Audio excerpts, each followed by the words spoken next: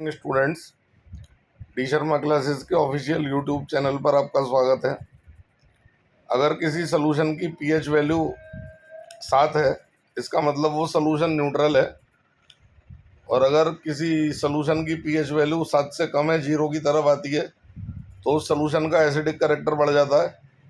और अगर किसी सॉल्यूशन की पीएच वैल्यू 7 से 14 की तरफ जाती है, तो उसका बेसिक कैरेक्टर बढ़ जाता है।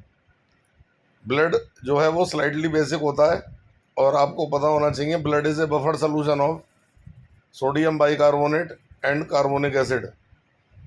अगर कार्बोनिक एसिड की क्वांटिटी ब्लड में बढ़ेगी देन पीएच वैल्यू घटेगा। और कार्बोनिक एसिड ब्लड में बढ़ने का मतलब है कि ब्लड में CO2 की मात्रा बढ़ रही है, क्योंकि CO2 plus H2O is equal to H2CO3।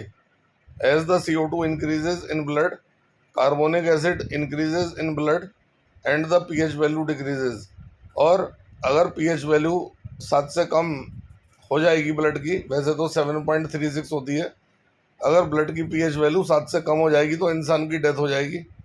और इसीलिए जब भी CO2 एक्सेसिव होता है ब्लड के अंदर, तो हमें जमाई आती है, जिसे हम उबासी कहते हैं, और extra CO2 present in the blood बाहर चला जाता है, और ब्लड की पीएच फिर दोबारा बेसिक रीजन में आकर के 7.36 पर मेंटेन हो जाती है। ये प्रोसेस है जो कि एक नेचर ने हमें दिया हुआ है अपने प्राणों की रक्षा के लिए।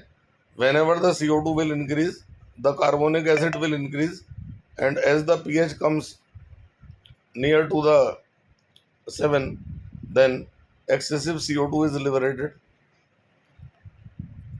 और ये प्रोसेस जीवन के लिए बहुत आवश्यक है। तो अगर उबासियाँ नहीं आएंगी तो लाइफ थ्रेटनिंग भी हो सकता है ये। Thank you.